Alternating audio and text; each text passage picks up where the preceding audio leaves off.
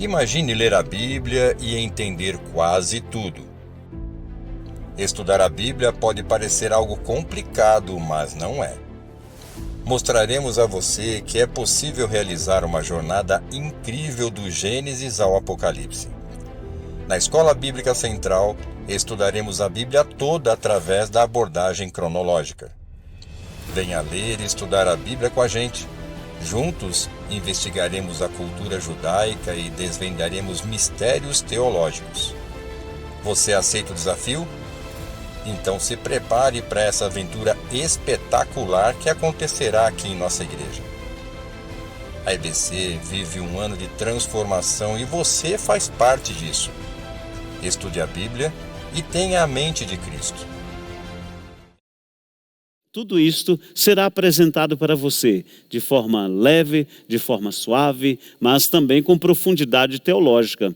E para isso nós temos aqui conosco uma equipe maravilhosa de professores da Escola Bíblica Dominical. São professores nossos, professores que nos acompanham aí em todos os projetos. E à minha esquerda eu tenho o André, que está aqui conosco. André, é uma alegria receber você aqui, participando deste projeto, participando deste primeiro podcast. Nós temos também o poeta Silvio. Silvio, eu me alegro porque você é o poeta desta casa e você tem um chamado especial para ressaltar a poesia como palavra de Deus. E nós sabemos que a poesia permeia toda a Bíblia, portanto é muito bom ter você aqui.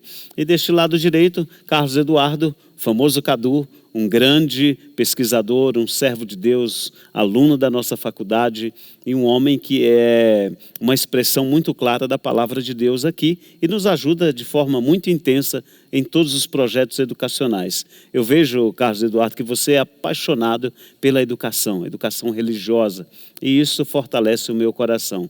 E nada mais e nada menos, abrilhantando este podcast e esse projeto também, a professora, pesquisadora, educadora, Cris Belloni, professora da faculdade também, professora aqui da nossa Escola Bíblica Central.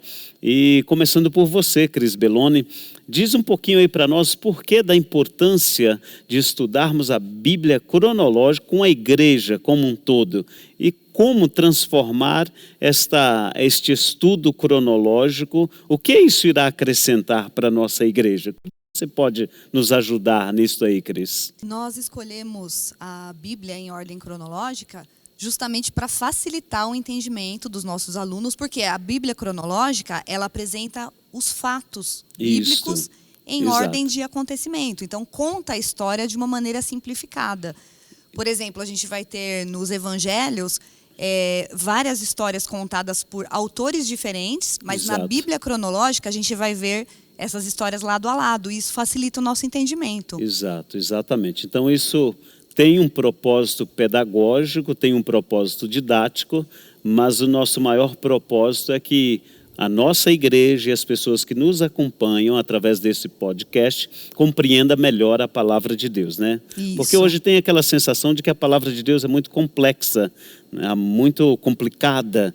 Quando você começa lendo de Gênesis a Apocalipse, você encontra assim, livros que aparentemente são cansativos de se ler, e na ordem cronológica parece que se torna mais suave, não é verdade? Sim, é uma leitura mais agradável. Exato. E a gente vai falar assim dos fatos bíblicos de uma forma mais suave, bem criativa, né? De maneira que os alunos possam compreender a palavra de Deus de uma maneira inteligente que possa aplicar às suas vidas também.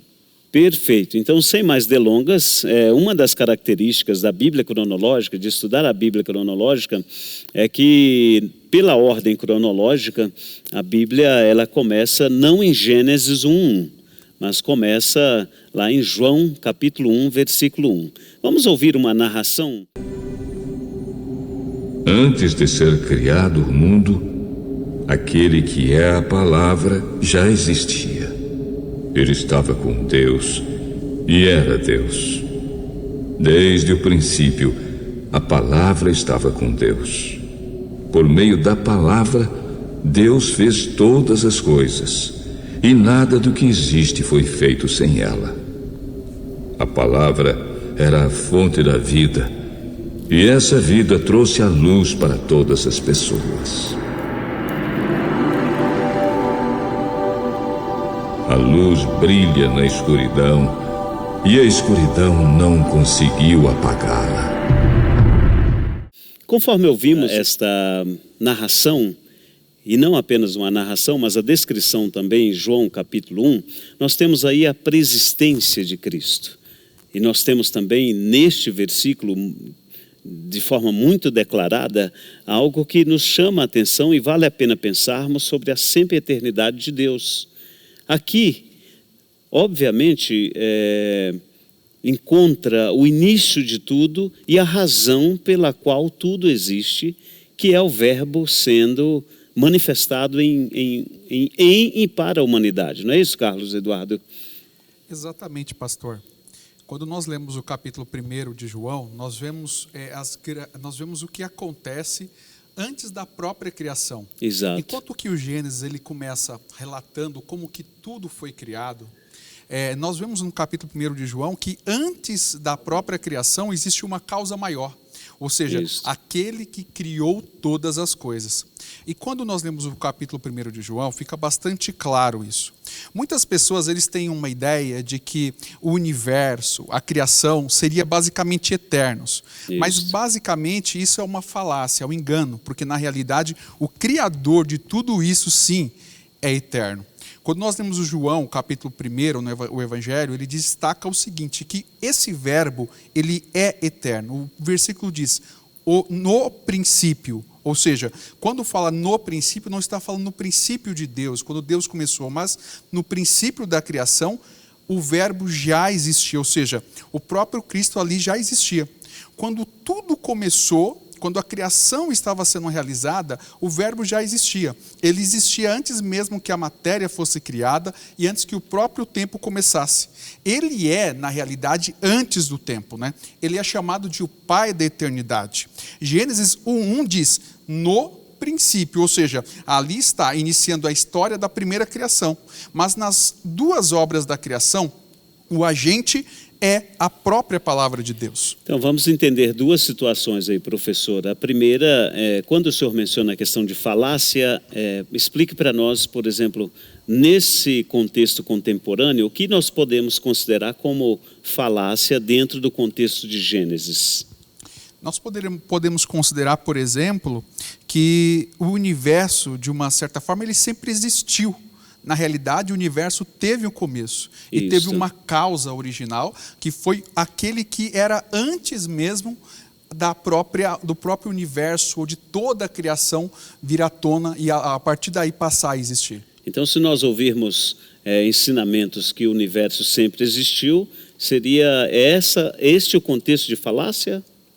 Exatamente, esse seria o contexto do engano. Porque na realidade Deus criou. Exatamente, isso, porque teve o início. E neste início estava o verbo que é Jesus Cristo. Exatamente. O Logos de Deus. Justamente. Quando nós lemos a própria Bíblia Sagrada, ela diz que antes de todas essas coisas, o próprio Cristo ele já existia. Na realidade, toda a Trindade estava reunida. Quando nós lemos ali no Gênesis, no capítulo 1, criou Deus, o próprio termo no original sugere o quê? A Trindade reunida para realizar tudo isso. Eu quero, para complementar essa visão desta parte que nós estamos abordando, eu quero chamar um vídeo para que nós possamos observar o ato da criação e vamos comentar um pouquinho deste vídeo, porque através deste ato da criação existem inúmeras teorias. E sobre essas teorias, que muitas vezes são até falaciosas, como você mencionou, nós precisamos esclarecer um pouco mais dentro dessa perspectiva de ordem cronológica. Então vamos ver este vídeo e falaremos um pouquinho sobre este ato de Deus, que é o ato da criação do universo. Eventos de uma escala inimaginável e uma beleza violenta.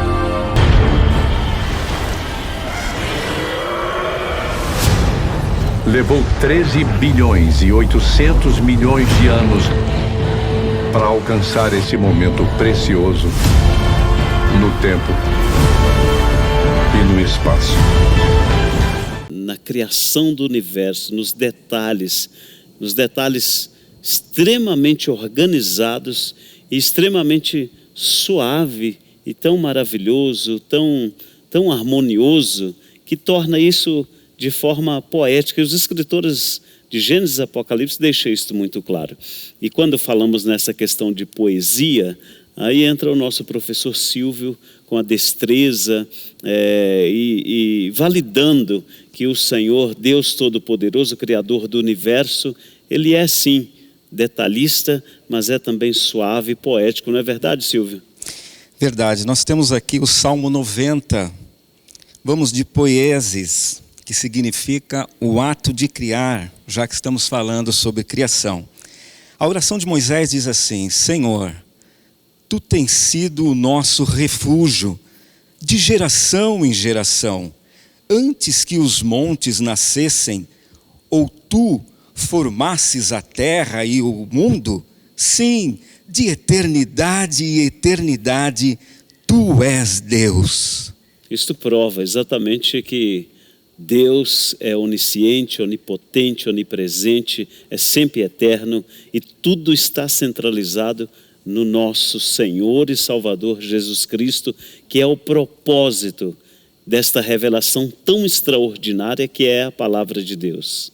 André, de acordo com algumas teorias que nós observamos hoje, que são ensinadas nas universidades e nas academias, principalmente a respeito da criação do universo, é um pouco difícil conciliar essas teorias com a fé. E aí quando nós olhamos, por exemplo, principalmente a teoria do Big Bang, o que é que você pode nos fortalecer a nossa fé baseado na Bíblia para refutar essas perspectivas? A princípio, nós partimos do pressuposto que a Bíblia é a nossa base de fé. Né? Sem dúvida. Que a Bíblia é a nossa orientação, que a Bíblia é absoluta. Exato. Né? Que ela é a nossa meta-narrativa, que traz respostas, que dá indicações para as nossas vidas, para o nosso modo de viver e principalmente quanto à criação. Essas Exato. questões existenciais que nós temos, né?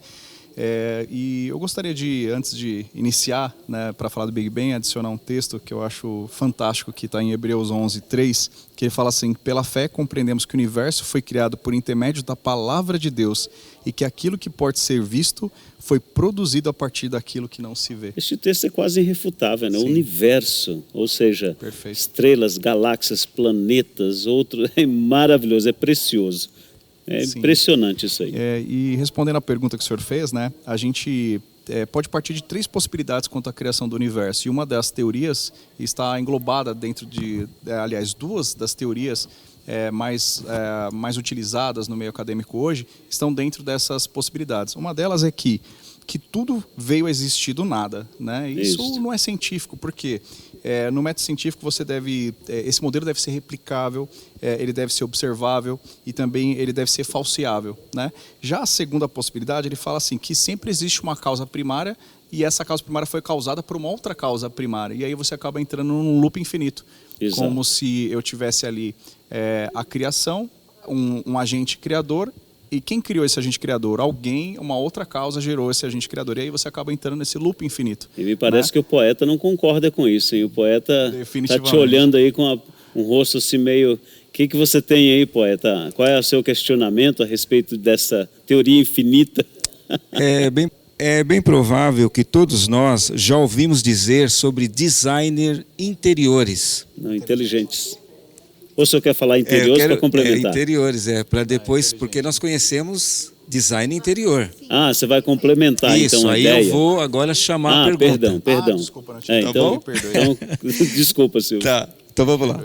É bem provável que todos nós já ouvimos falar sobre designer interiores. O que significa, na verdade, designer de inteligência?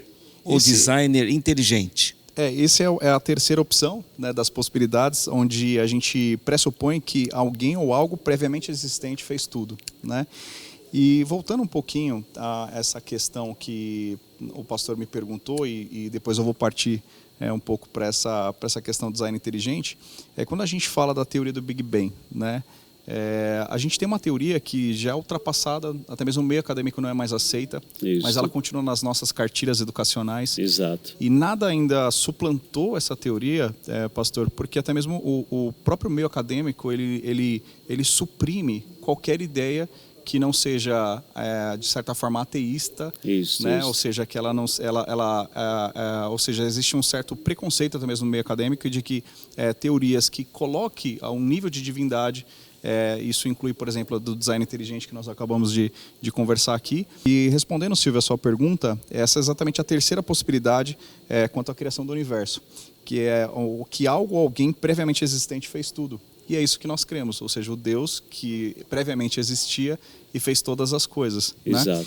E essa teoria que se contrapõe e que nós vemos aí amplamente divulgados, até mesmo no meio acadêmico, e que hoje sequer, de certa forma, é bem aceito pelo próprio meio acadêmico, mas está nas nossas cartilhas escolares, que é a teoria do Big Bang. Né? Essa teoria que o nada, ele acabou estimulando o nada e fez tudo. Esse universo ordenado, através de processos que nós chamamos aqui de lento, gradual e sucessivo, que organizou e fez tudo, né? Só que essa teoria, ela existe, ela possui algumas lacunas para que ela possa ser viabilizada, que é a questão do tempo. Ou seja, para que isso fosse uma verdade, dentro desse processo e dentro dessa teoria, existe a necessidade de que anos ou bilhões de anos tivesse passado, né? De acordo com o que você está expondo, André, existe, obviamente, algumas teorias que refutam tudo isso, né? E para isso o professor Carlos vai nos explicar um pouquinho sobre essas refutações. André, de acordo com o que você falou, existem hoje evidências, existem elementos que podem realmente invalidar todos esses argumentos, essas teorias que supostamente são científicas?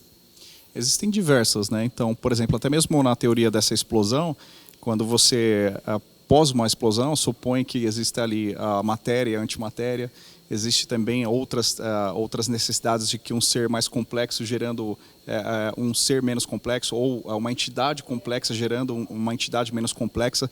Mas o que eu acho sensacional é um telescópio que foi enviado ao espaço. O primeiro deles se chama Hubble, onde dentro desse contexto basicamente ele foi apontado para um ponto escuro do universo, e várias fotos durante aproximadamente 100 horas, diversas fotos foram tiradas. E pro mais longe possível em termos de distância que ele poderia alcançar. E o que era esperado, baseado na teoria da evolução? Que ali você encontrasse aquela famosa idade das trevas, a inexistência de matéria, a existência, de galáxias e de outros astros. Mas o que foi percebido como retorno foi o contrário. Foi uma galáxia pequena e não grande, como a teoria supõe essa expansão.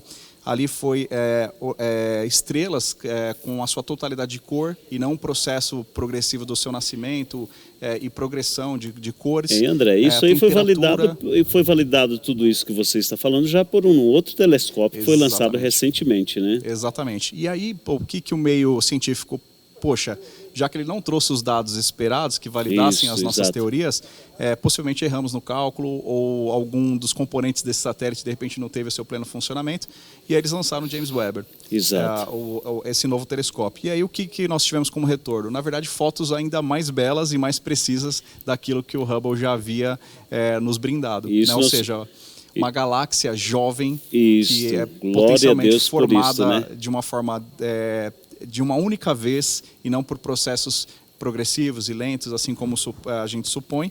E isso foi fantástico, né? É possível chamar isso de assinaturas de Deus? Hein, Cris Belloni? Você acha que é possível? Tem um dedinho de Deus? Tem uma assinatura de Deus nisso aí? Tem, na natureza toda, né? Glória a Deus por isso, né? Chamado sequência de Fibonacci. Sequência de Fibonacci. De Fibonacci. Criado por Leonardo Fibonacci, que é um matemático, né? Então ele encontrou essa assinatura de Deus em toda a natureza. É um formato de espiral. E tem uma fórmula matemática. Exato. E vou dar alguns exemplos. Por exemplo, no girassol, no tronco das árvores, né? Nas ondas do mar, nas galáxias. Olha que num bacana. furacão, por exemplo, a gente também viu a espiral. E até nas nossas digitais. Isso. Então, o tempo todo a gente vê que existe um Deus que está sempre calculando, medindo, organizando. A gente vê isso, né? Com precisão. Na criação, o tempo todo, né? Glória a Deus por isso. Com essa precisão. E tem o texto bíblico que mostra isso, né? O Deus criador organizado. Ele determina o número das estrelas, chama cada uma pelo nome. Grande é o nosso soberano e tremendo é o seu poder. é impossível medir o seu entendimento. Então, é um Deus que mediu tudo, planejou tudo, mas é impossível a gente medir o poder dele, a soberania. Glória a Deus e por a isso. glória dele. É isso mesmo. Para complementarmos esta fala e já irmos para o nosso próximo tópico, eu quero pedir um vídeo, que este vídeo fala exatamente do início de Gênesis. E aí nós iremos falar um pouquinho com a professora Cris Belloni, depois deste vídeo, sobre a criação. A criação não agora apenas do universo, mas da Terra, de onde nós habitamos, deste planeta extremamente maravilhoso e tão minucioso naquilo que Deus se propõe.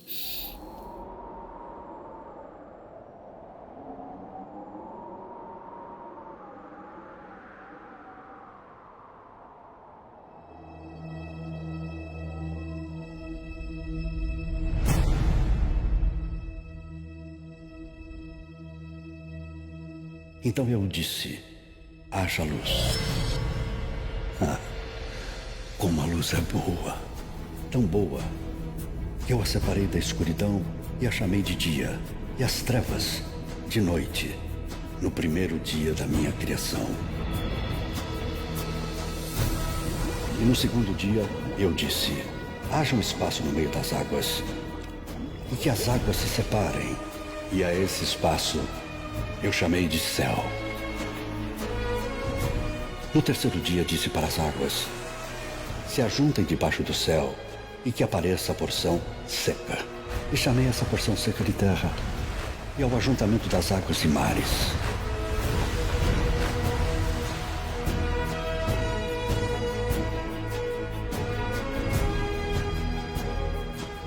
Produz erva verde, erva que dê semente, árvore que dê fruto segundo a sua espécie.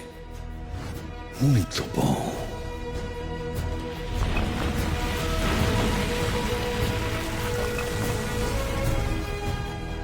No quarto dia disse, haja luminares para separar o dia e a noite, e sirvam como sinais para estabelecer dias e estações. O sol foi para governar o dia, e a lua para governar a noite.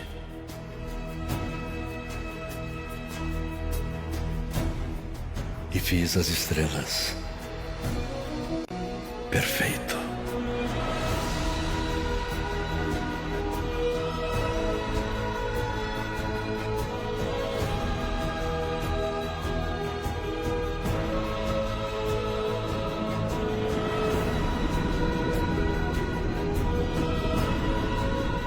No quinto dia disse que as águas se encham de peixes e outras espécies. Que as aves voem sobre a terra. Eu os abençoei. Se multipliquem e encham a terra e os mares. Excelente.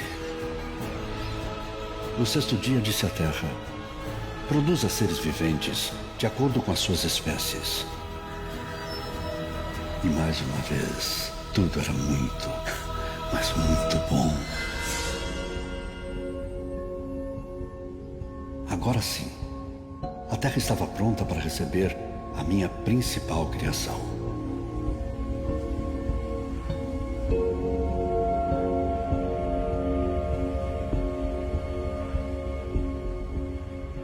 O homem.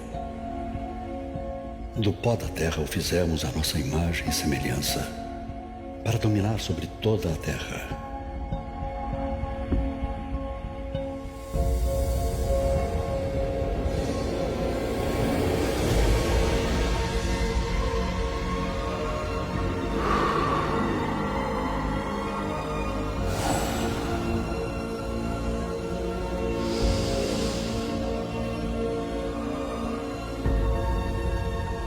E o primeiro chamei de Adão.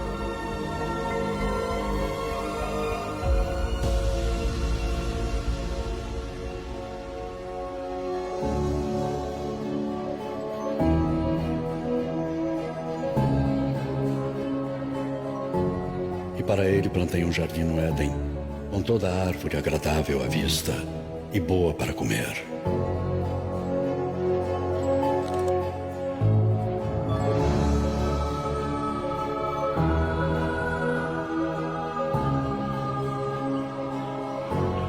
e o ensinei tudo o que precisava saber. Adão, fique à vontade para comer de toda a árvore do jardim. Só não coma da árvore do conhecimento do bem e do mal, para você não ter que experimentar o mal na sua vida. Entendeu, meu filho? O mal gera o pecado, e o pecado, a morte. Entendi, pai.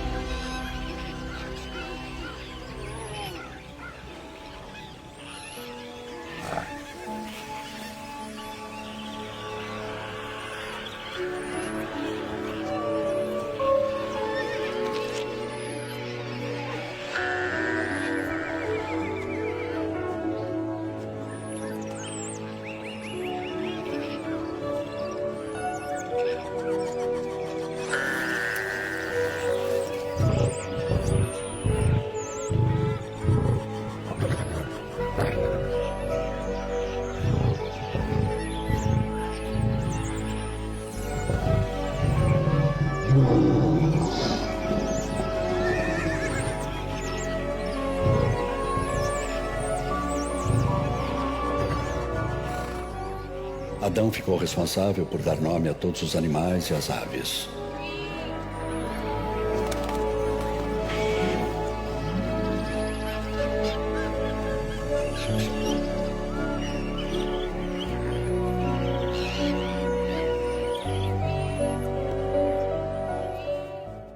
Quando nós olhamos então essa parte poética, professor Carlos, é impressionante que isso permeia toda a criação de Deus. E aí nós temos agora, com a professora Cris, hoje quando nós falamos de criação, existem algumas teorias que são complicadas para que a igreja contemporânea compreenda, né, professora Cris? Sim, principalmente a teoria evolucionista. Isso, né, que é ensinado nas escolas. Sim. Já... podemos dizer há séculos, né? Sim, não, e na verdade há 150 anos. 150 anos, né? E de tanto repetir, as pessoas acabaram acreditando e tem cristãos se questionando. Isso. Podemos ser evolucionistas? E tem alguns que até aceitam, né? Alguns aceitam. Isso. Mas o que acontece é que não tem harmonia nenhuma com a palavra de Deus, o evolucionismo. Mas por ser ensinado nas escolas, nas universidades, acabou virando uma ditadura. Exato. Então, todo mundo acha que a gente agora precisa harmonizar a Bíblia com a teoria.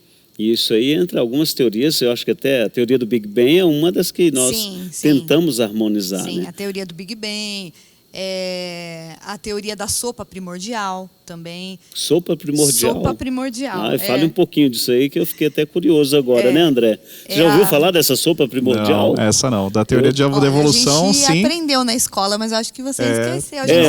Nós faltamos essa aula. Mas a gente aprendeu na escola. Eu acho que essa eu estava doente. Sopa também, não é? Você não está com fome, não, né? Eu ouvi muito falar sobre sopa de letras. Isso, mas... Olha não que bom. Vamos ouvir um pouquinho da Cris Belloni sobre esta teoria que, com certeza, ainda é muito ativa nas universidades e também na educação fundamental, né? Que eu vejo, por esta razão, a Igreja Batista optou por ter uma escola confessional até para evitar essas raízes de teorias diferentes. Mas fale-nos um pouquinho dessa sopa primordial. Show de bola. É uma teoria que descarta totalmente a possibilidade de um criador. E ela, na verdade, se chama a teoria da vida de forma espontânea, através de moléculas. Ok. O nome, cientificamente falando, é a biogênese. Agora que você falou, nós nos lembramos. Ah, que bom. Faltou o termo gancho, aí eu vi alguns Agora que ela falou, nós nos lembramos, né, Carlos? Eu Olha sabia, eu sabia. Sim. Sabia que nós sabíamos, né? Só porque ela falou, nós lembramos. É biogênese e abiogênese. Aí, ó, Isso, pronto. tá vendo? Show Eu de bola. sabia.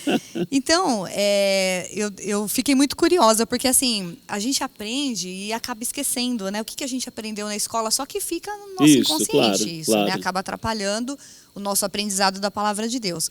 E eu conversei com um cientista, uma vez, eu vou até passar o nome dele aqui, Everton Alves, ele é mestre em ciências, de imunogenética e é diretor de ensino de um núcleo em Maringá da Sociedade Criacionista Brasileira. Então, assim, ele tem vários livros, ele assim, explica de uma maneira clara. E eu perguntei para ele, explica para mim, de uma maneira simples, o que significa essa teoria da sopa primordial. Isso. É absurda, tá? Eu vou resumir aqui para vocês. Vamos ver se vocês vão lembrar disso aqui, resumidamente. É uma teoria que fala dos tempos primitivos, quando a atmosfera era diferente, não havia oxigênio, então tinha uma chuva caindo constantemente sobre uma rocha. Essa água que escorre da rocha forma uma poça de lama quente, porque possivelmente estava às margens de algum vulcão. Então a gente vê aqui que são suposições, né? Ideias humanas. Ideias humanas. E alguns elementos químicos se uniram naquele momento, receberam descargas elétricas provenientes de raios e trovões e formaram, então, as primeiras moléculas ou os blocos construtores da vida. Isso. Então, como é que a gente pode acreditar, por exemplo, a primeira célula, cientificamente falando, foi chamada de Luca, que deu origem a todos os seres vivos. E aqui, então, começa a teoria da evolução, com várias teorias absurdas que a gente ouve falar nas escolas. Isso significa, então, Cris, que essa teoria seria a teoria primária, que deu origem a outras teorias, e aí a teoria da evolução. Então, assim, eu acho que vocês vão lembrar também que a gente aprendeu isso nas escolas, que de seres microscópicos nós vimos seres macroscópicos. Isso, então, a gente está falando de uma superevolução. Isso. Primeiro vieram os invertebrados, né? Então acho que vocês já ouviram falar, tudo começou por uma ameba. Né? Exato. Depois os peixes, anfíbios, répteis que saíram da água e depois se desenvolveram e se transformaram em mamíferos. Exato. Essa é a teoria aí nós da evolução. Voltamos para o Carlos, é a falácia. Isso. Isto sim nós podemos com toda certeza denominar como falacioso. Exatamente. Porque isso é inculcado na cabeça das crianças, com imagens e hoje com vídeos, né? Até vídeos superproduções, que inculca esta falácia na mente dos nossos filhos e filhas. Sim. Mas assim, a nossa perspectiva, e é o que nós cremos, é o que nós ensinamos, é o criacionismo. É o criacionismo. E a razão de ser, até a razão de ser desta igreja, a razão de ser, de estudarmos a palavra de Deus, é porque houve e sempre haverá o Deus que é acima de todas as coisas, né? Sim. Se me permitir, já que a gente falou da sopa, tem uma história muito interessante que o Marcus Eberlin conta para ilustrar um pouquinho a teoria do design inteligente, que ele fala mais ou menos assim, né? Se você chega na sua casa e encontra um bolo de chocolate feito com cobertura, você tem duas formas de encarar aquilo. Ou alguém fez, algum ser inteligente fez aquele bolo, a receita seguiu a cartilha e dali saiu aquele bolo. Ou você imagina um outro processo, que um caminhão estava descendo a ladeira, ele capotou e estava cheio de mercadoria, a farinha saiu, estourou o saco e o ovo voou e quebrou na medida certa, o açúcar acabou estourando o saco e entrou dentro daquela tigela e ela se misturou automaticamente pelo aquele carro capotando e daqui a pouco o chocolate também estourou o saco e foi parar dentro daquele recipiente. Aí o caminhão explode na temperatura certa, faz o cozimento daquele bolo e depois da explosão o bolo voa e cai dentro da mesa. Caramba. E você chegou ali. Nada poético aí, né, Silvio? Isso é um caos, parece o Big Bang. E você viu aquele bolo pronto na sua mesa. Então a gente tem duas formas de encarar aquilo. Nós encaramos da maneira que, olha, esse bolo está aqui porque alguém inteligente fez ele.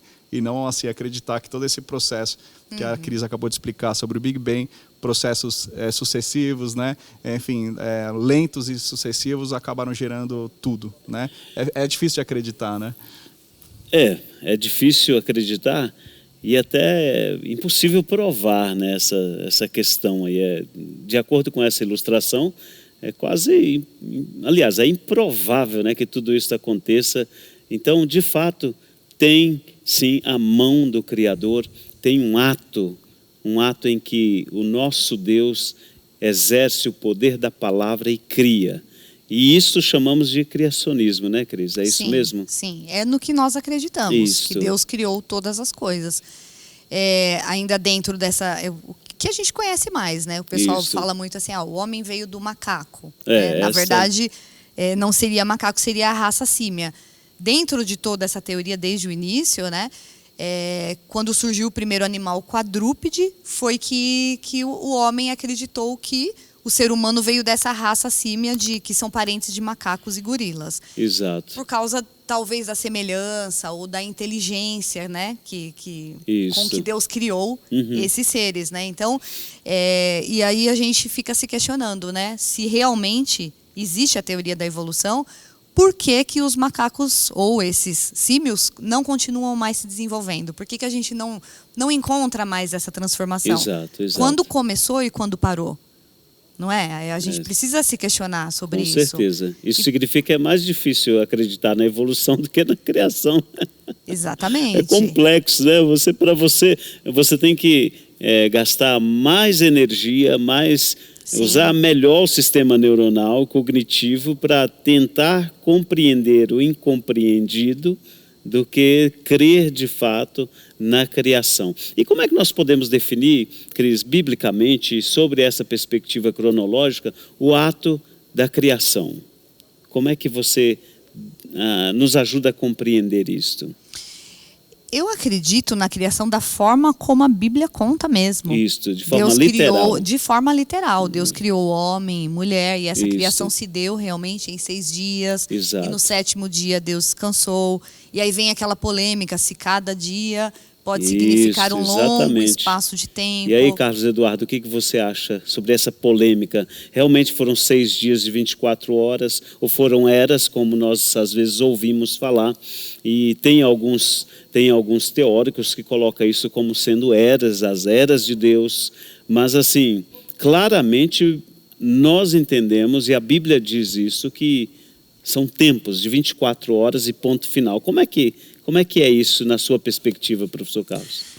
Na minha humilde perspectiva, né, eu até pesquisei bastante sobre essa questão, os estudiosos, os teólogos, né, para tentar explicar muitas vezes muitas coisas que são difíceis de compreender pela mente racional, eles tentam dividir o tempo em períodos de 24 horas, em dia, em noite, e muitos outros significados. Mas, de acordo com o que está no texto bíblico, né, que até tomando com base o que o pastor ainda disse há pouco, é muito mais crível e é muito mais simples crer e acreditar que aqueles dias que estão ali são dias literais, de períodos de 24 horas, né, dentro da própria cronologia daquilo que é falado, do que o contrário. Isso. Então, eu acredito piamente de que aquilo que está escrito ali, e nós pegamos até vários relatos, mesmo do próprio Cristo e em outras passagens bíblicas, que fazem menção de que o período da criação foram dias de 24 horas. Exato. Não, na verdade, essa adaptação, como a Cris falou, né, que a maioria dos teólogos hoje, principalmente teólogos muito conhecidos, eles estão tentando adaptar a teoria do criacionismo com a teoria da evolução. Exato. Então eles acabam misturando uma coisa e outra e na verdade acaba perdendo. Na verdade parece que Deus ele perdeu um pouquinho o poder dele de realmente fazer aquilo o que nós lemos, né? E cito pela 3ª vez Salmo 33:6.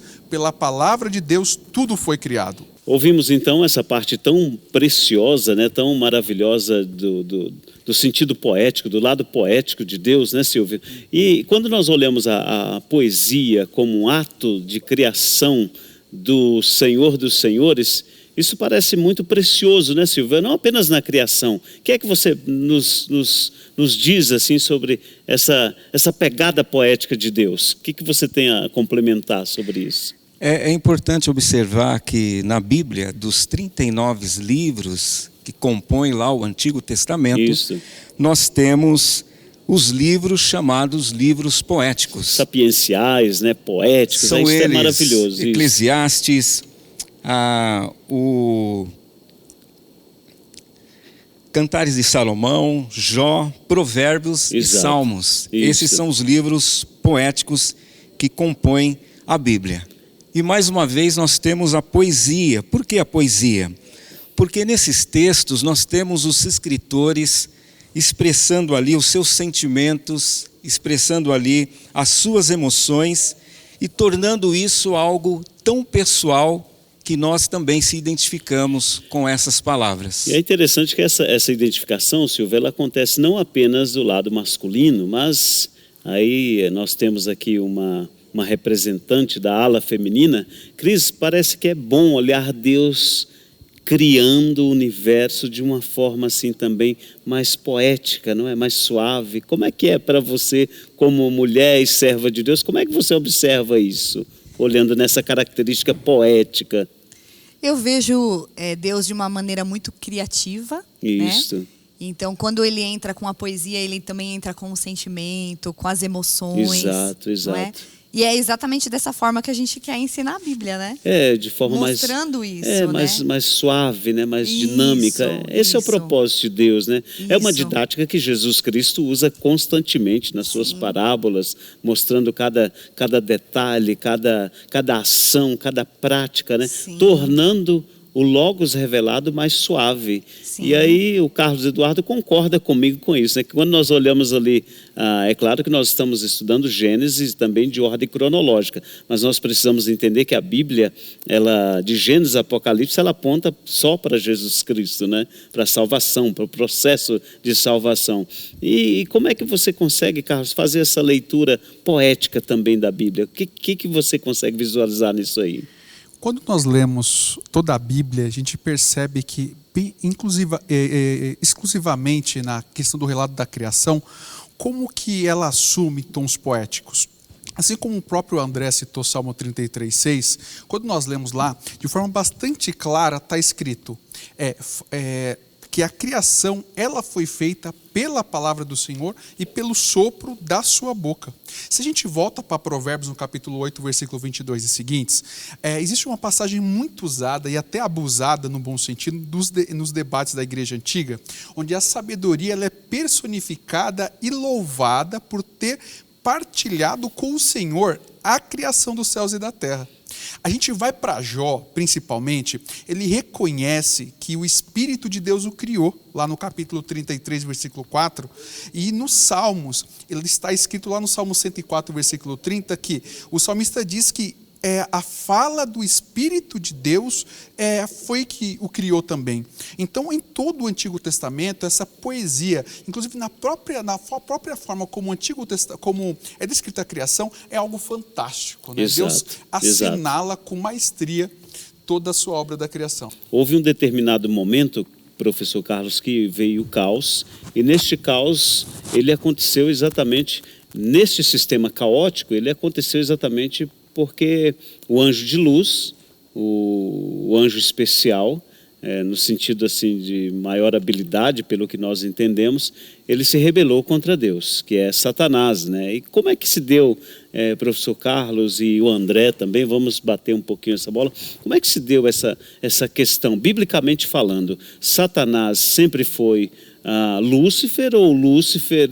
Como é que se explica isso para o nosso público, nessa perspectiva da Bíblia cronológica que apresenta a queda do anjo de luz?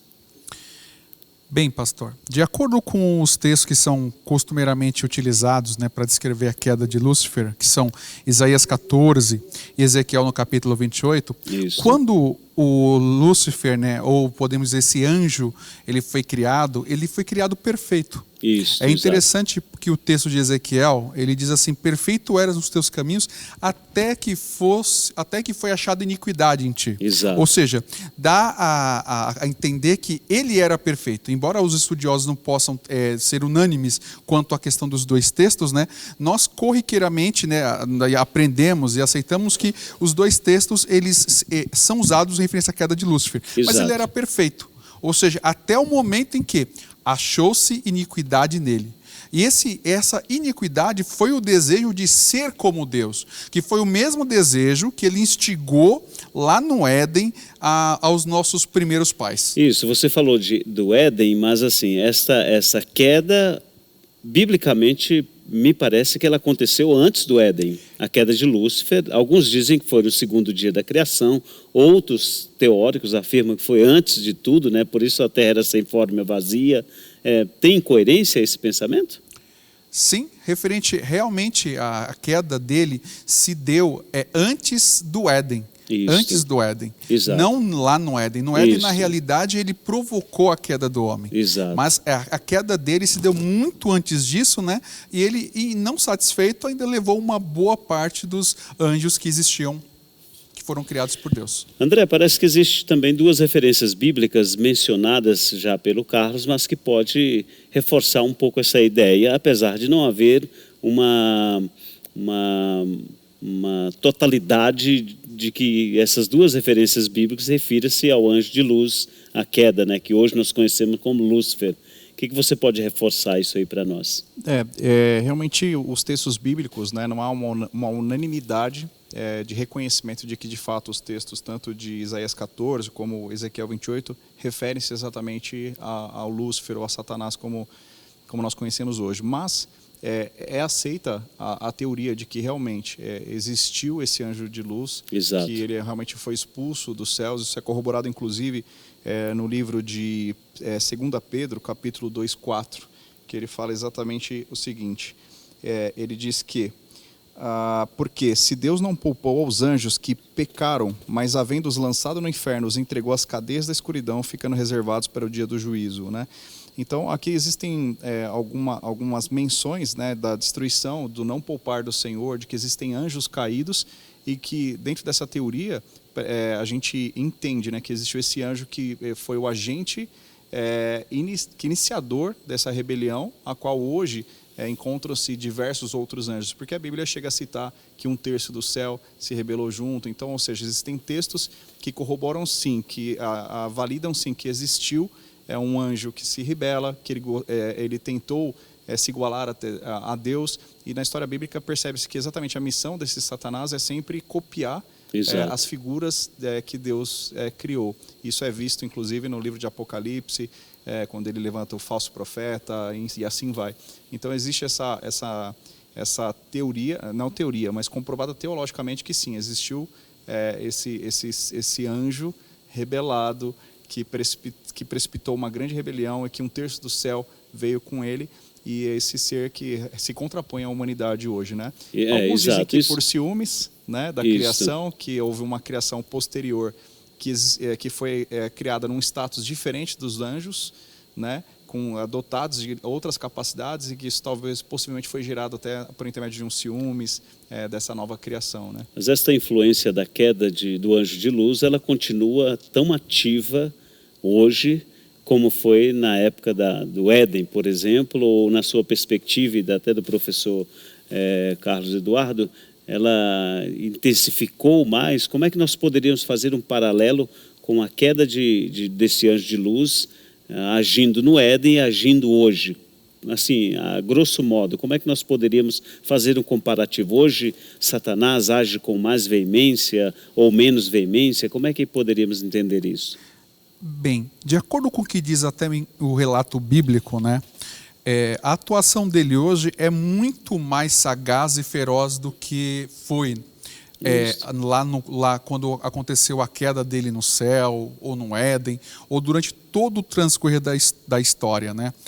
Tem até um texto bíblico, né? Se eu não estiver enganado, está em Apocalipse, que diz assim que ele se manifesta agora com mais veemência, com mais pressa, porque ele sabe que o seu tempo está terminando. Então, Exato. Hoje, se nós olhamos para a sociedade atual, olhamos para os nossos dias, a gente percebe que a atuação dele é muito mais feroz. As estratégias que ele utiliza são as mesmas. A gente pode falar até inclusive que o cão é o mesmo, só muda a coleira. Os estratagemas que ele utilizou no Éden, que ele utilizou quando enganou os anjos lá atrás, são as mesmas que ele utiliza hoje, né? Ele quer, na verdade, fazer sempre o homem se desviar de Deus, criar, na verdade, uma outra roupagem. E nós vemos que um estratagema que ele tem, inclusive, adotado hoje, qual que é? Ele agora não é mais aquele bicho feio que nós aprendemos quando éramos crianças, né? Ele era cheio de chifres e, na verdade, a releitura que ele próprio tem feito de si para a sociedade é que, na verdade, ele é um ser mal interpretado, que ele deveria, na realidade, deveria se olhar para ele sob uma ótica diferente, porque ele é injustiçado. Tanto é que as mídias, né, professor Carlos, cooperam muito com isso, né? Nós temos aí algum tempo já aquele seriado, que eu não sei se é da Netflix, um seriado chamado Lúcifer, que me parece que apresenta uma figura tão maravilhosa, tão envolvente, tão empolgante, né? Ou seja, é o que você mencionou, o Satanás, o demônio, o anjo decaído, Lúcifer continua o mesmo, só que com atitudes diferenciadas, né? Eu quero, para complementar essa visão desta parte que nós estamos abordando, eu quero chamar um vídeo.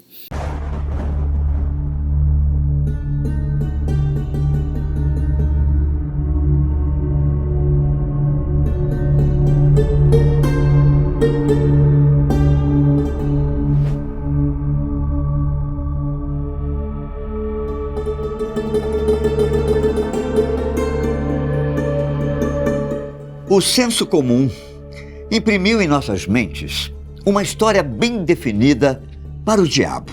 Antes mesmo da criação, até mesmo antes de Gênesis, Deus teria criado suas hordas celestiais. Com isso, surgiram os anjos, e um deles seria chamado de Lúcifer, a estrela da manhã. Esses seres celestiais seriam servos de Deus e o ajudariam em seu plano divino.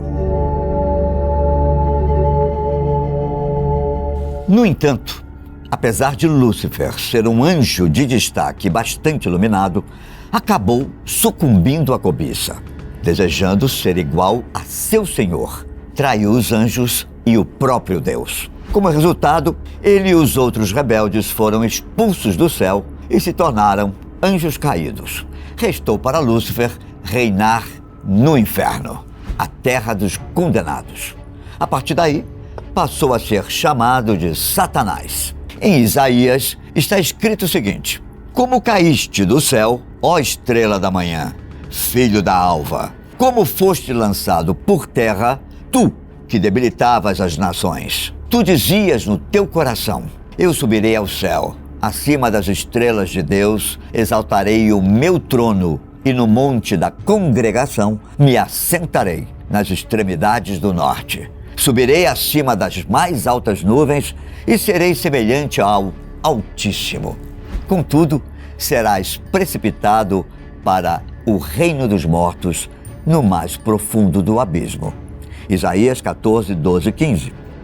Bom, na verdade, como o próprio início do capítulo diz, essa profecia diz respeito ao rei da Babilônia. Isaías se referia a esse rei orgulhoso como estrela da manhã e profetizou como ele cairia. Por causa de uma tradução infeliz, esse termo foi traduzido para a palavra latina Lúcifer, que significa portador da luz. Como essa antiga interpretação vê nessa passagem uma referência a Satanás, surgiu a tradição de chamá-lo de Lúcifer. No entanto, Lúcifer só aparece na tradução da Bíblia para o latim.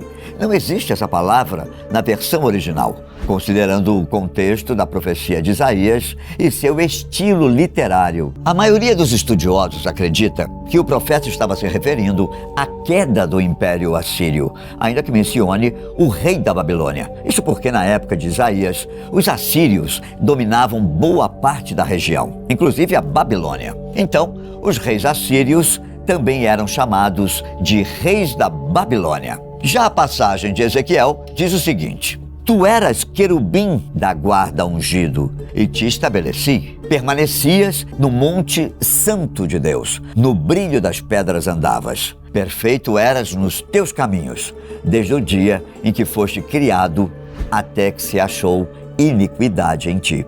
Ezequiel 28, 14, 15. Aqui ele está falando de um rei da cidade de Tiro. Ezequiel usa um recurso literário para ilustrar a importância de Tiro e a soberba do seu rei, o chamando de querubim ungido.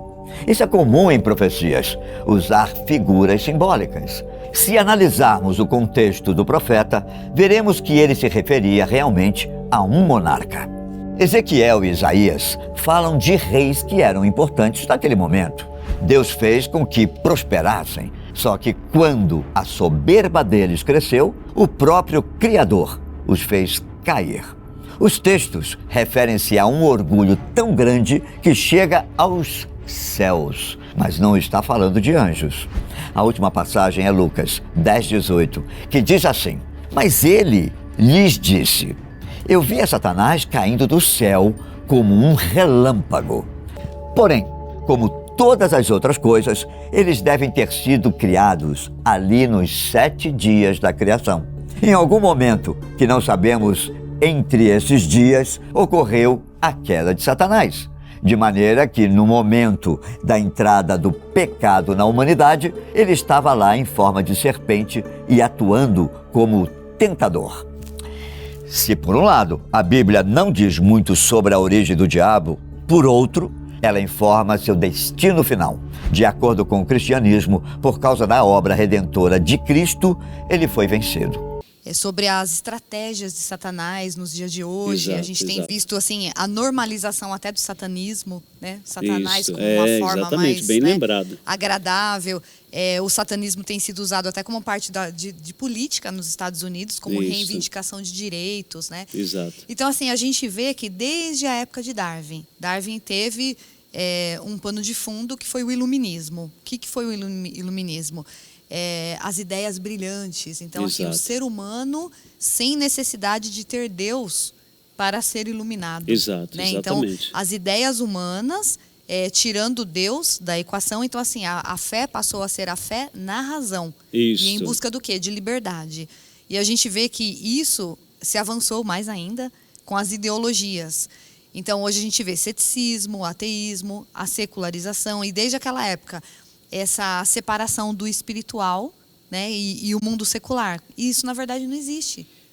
Porque a fé não é um guarda-chuva que a gente deixa do lado de fora num dia de tempestade, né? Exatamente. Você não vai entrar na empresa, deixar o seu guarda-chuva de cristão do lado de fora.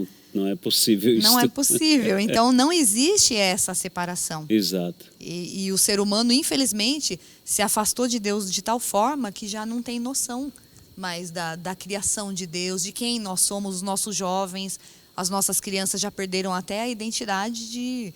Não sei mais se sou homem, se sou mulher. Infelizmente, chegamos a esse ponto. Chegamos a esse ponto. E parece que tem muito mais, Cris. É verdade. Professor Carlos, tem um texto que prova essa questão dessa ação de Satanás, mas que existe uma saída para isso, não é verdade?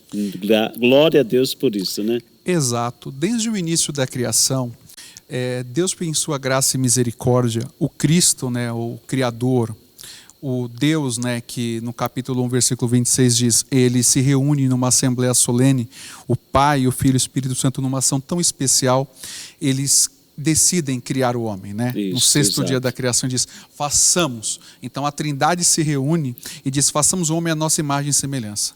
Infelizmente, a antiga serpente, que ainda hoje age, no capítulo 3 de Gênesis, ele provoca a queda do homem. Mas Deus, em sua graça e misericórdia, porque quando nós lemos principalmente as epístolas paulinas, está escrito que antes da fundação do mundo, o Cordeiro já havia morto. E no capítulo 3, versículo 15 de Gênesis, nós vemos a primeira promessa de redenção. Diz exatamente assim o capítulo 3, versículo 15 de Gênesis. Capítulo 3, versículo 15, diz exatamente desta forma: e porei inimizade entre ti e a mulher, e entre a tua semente e a semente dela. Esta te ferirá a cabeça e tu lhe ferirás o calcanhar. Ou seja, a promessa de que nasceria um, que esse venceria o poder do pecado, o império das trevas, que a partir daquele momento em que o homem pecou, se criou a primeira promessa de salvação para o homem, né, e conseguir a reconciliação deste com Deus. Exato, e esta reconciliação obviamente tem um nome, tem um propósito, tem um endereço, e tudo isso que nós estudamos, tudo isso que nós falamos aqui hoje, acaba centrado, acaba com um único foco, que é Jesus Cristo de Nazaré, basicamente sendo revelado aí já nesse texto, né? Esse aí é o que chamam de protótipo do Evangelho, não? Como é que é? Proto-Evangelho. Proto-Evangelho, é o proto-Evangelho, ou seja, a manifestação antecipada do que haveria de acontecer em Jesus Cristo e através de Jesus Cristo, não é isso? Exato. Aqui nós vemos que a primeira ideia, a primeira tentativa do homem, inclusive no capítulo 3, de conseguir a redenção, ou de conseguir, né, prover a sua própria necessidade longe de Deus. Mas na verdade é o que ocorre quando o homem tenta fazer para si roupas, né, vestes de folhas, e ele não consegue. Mas o próprio Deus, né, ele mata um animal e prepara uma roupa para o homem, né? O que significaria, né, a salvação através de Cristo que seria nos dada. E para continuarmos esse tema, nós estaremos abordando no próximo podcast, professor, estaremos abordando a segunda oportunidade que Deus mostra para a humanidade, usando ali o contexto de Noé, usando uma nova chamada, um novo... É claro que hoje nós entendemos que Jesus Cristo é a única, foi a única e sempre será a única saída. Mas naquele momento houve uma tentativa usando Deus, aquela família que é um exemplo para nós. Iremos abordar sobre isso no próximo podcast. E a nossa perspectiva é estudarmos a Bíblia na ordem cronológica. E nós agradecemos imensamente pelo esclarecimento, e olha que nós ficamos aí, professores, em apenas alguns capítulos do Gênesis, né? Mas foi muito proveitoso e com certeza esclarecedor. Quero agradecer ao André. André, obrigado pela sua presença. Eu que agradeço pelo convite, pastor. Uma alegria tê-lo aqui. Silvio, poeta de Deus, servo de Deus, muito bom recebê-lo aqui nesse podcast. Satisfação, pastor, em estar aqui com vocês. Glória a Deus por isso. E ao professor Carlos Eduardo, obrigado pela sua explanação, foi bênção, sua participação sempre é muito colaborativa. E com certeza, Cris Belloni, abrilhantando esse podcast, representando as irmãs, servas de Deus. Obrigado, Cris. Eu que agradeço, pastor. Amém. E agradecemos também a todos os irmãos, né, da mídia, do vídeo, do áudio e todos que cooperaram para que esse podcast viesse ao ar. Obrigado a você que está aí do outro lado. Foi uma honra e uma alegria ter você conosco. Logo, logo, o segundo podcast, continuando este assunto de forma tão maravilhosa e tão necessária. Um grande abraço.